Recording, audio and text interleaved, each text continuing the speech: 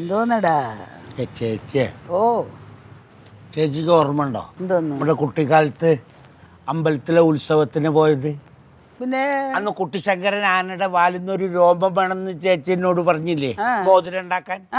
അപ്പൊ തന്നെ ഞാൻ അറിയാണ്ട് ആനയുടെ പിന്നെ ചെന്ന് വാല് പിടിച്ചൊരു രോമം പിഴുതതുമില്ല നീ എനിക്ക് തന്നതുമില്ല. അങ്ങനെ അല്ലടാ. പിന്നെ ഇല്ലാത്തൊന്നും പറയണ്ട. അല്ല എടാ, നീ ആനയുടെ അടുത്തോട്ട് ചെന്നതും പാപ്പാൻ ഓടി വന്ന് നിന്നെ അടിക്കാൻ തുടങ്ങി. നീ നിലവിളിച്ചപ്പോൾ ഞാൻ ഓടി വന്ന് നിന്നെ രക്ഷിച്ച്. ഞാൻ കരഞ്ഞ് നിലവിളിച്ച് എൻ്റെ ചെറുക്കനെ ഒന്നും ചെയ്യല്ലെന്ന് അതെനിക്ക് ഓർമ്മ.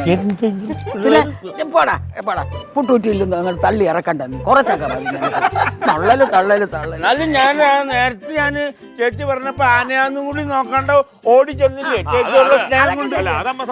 അത് സമ്മതിക്കില്ല. അതൊക്കെ ശരിയാണ്, അത് ശരിയാണ്. പക്ഷെ നീ ചെയ്ത ഓരോ കാര്യങ്ങൾ പറയാമെങ്കിലുണ്ടല്ലോ എൻ്റെ പൊന്നു ദൈവമേ. എന്തോന്നാണെന്നാ പറയട്ടെ. എൻ്റെ പൊന്നെ, ഉത്സവത്തിൽ കൊണ്ടുപോയ വഴി കാണുന്ന സകല സാധനവും വേണം. ആപ്പിള് ബലൂൺ വേണമെന്ന് പറഞ്ഞുകൊണ്ട് കണ്ണി കണ്ടതൊക്കെ വാങ്ങിച്ച് ആപ്പിള് ബലൂൺ വേണമെന്ന് പറഞ്ഞുകൊണ്ട് ഒരു ബഹളം കൊടുത്തു മടുത്തന്നേ. അത് അവസാനം നീ എന്തോ ഇത് ആപ്പിള് ബലൂൺ വരാൻ തരാഞ്ഞിട്ട് നീ എന്തോ ചെയ്തെന്ന് പറ. നീ പറ. വാശി വന്നപ്പോ ഞാന് നിലത്ത് കടന്നൂരുണ്ട്. നിക്കറങ്ങോട്ട് വലിച്ചങ്ങോട്ട്. ചേച്ചി, ഞാൻ എന്റെ ജീവിതം ചേച്ചി കാരണമാണ് ജീവിച്ചോണ്ടിരിക്കുന്നത്. ചേച്ചിക്ക് വേണ്ടിയാണ് ഞാൻ ജീവിക്കുന്നത്. ഞാൻ എന്റെ ചേച്ചിക്ക് വേണ്ടിയാ ജീവിക്കണെന്ന്. കുറച്ചു മുമ്പ് അങ്ങനെ അല്ലല്ലോ പറഞ്ഞത്. നിനക്ക് വേണ്ടിയല്ലടാ ഞാൻ ജീവിക്കുന്നത്. നീ ഉള്ളതുകൊണ്ടാണ് ഞാൻ ആത്മഹത്യ ചെയ്യാതെ ജീവിച്ചിപ്പോഴും പോണേന്നല്ലേ അമ്മാവ പറഞ്ഞത്? അതല്ലേ ഗിരിരാജൻ. നീ ഒരു വർത്തനല്ലേടാ. നീ പറയണെന്തിനാ ഞാൻ കേൾക്കണ്? ഞങ്ങൾ കുടുംബക്കാര് സംസാരിക്കും, അവർക്ക് വേണ്ടി ഞാൻ ജീവിക്കും. ഈ വർത്തനൊക്കെ പറഞ്ഞിട്ടുണ്ട്.